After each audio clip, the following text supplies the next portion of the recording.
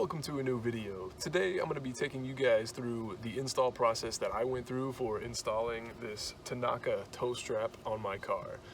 Big disclaimer up front though, I'm going to let you know now, the way I have it installed is purely cosmetic, and I'll show you why here in just a minute. Alright, and we'll go ahead and start off and show you why I didn't install it on the front of my car. Alright, so here is the underneath of the front, and as you can see, the skid plate, or whatever you want to call this plastic piece under here, basically extends from the midsection there all the way to the front with no openings, or there's very minimal ones. There's like few for bolts and whatnot, but you would have to take all that underneath off to even, see up in the framework there.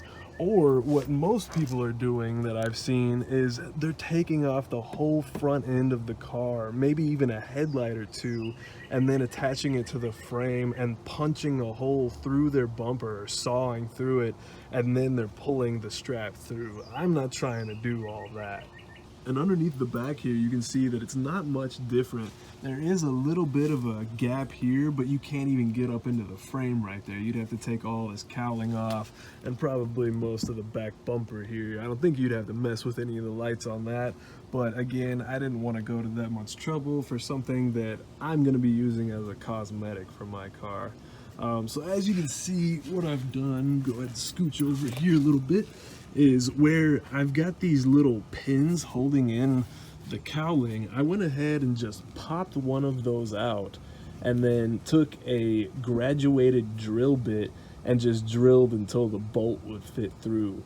And actually the socket wrenches that I have for this are not quite big enough, so I just took 2 wrenches, crescent wrench and another one, kind of fed it through here because this is an awkward opening right here, but I just held the one in there and just cranked this one as hard as I could with my hands, and I mean it holds on there pretty good, and it's, you can tug on it and pull and it's not really going to do much. You can see the cowling moving a little bit right there, but you're not going to really do any damage with that. But like I said in the beginning, the disclaimer, this is for cosmetic purposes only.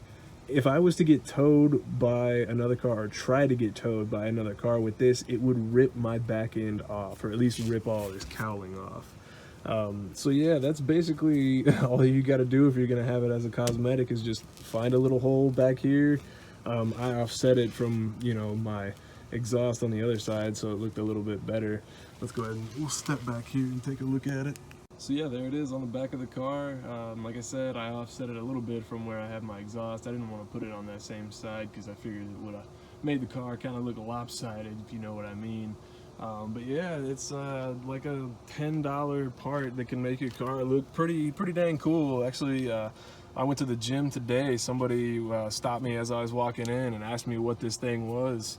So it's a conversation starter, and it's not hard to install if you're trying to go for like a pure cosmetic. But like I said, with some of those ones that people are installing for actually towing, you're gonna end up having to take your whole bumper off, your light off, do some drilling possibly, or some plasma torch cutting.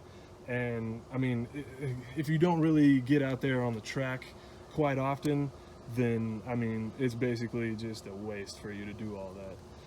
So yeah, thank you guys so much for stopping by. If you have any questions, let me know in the comments below.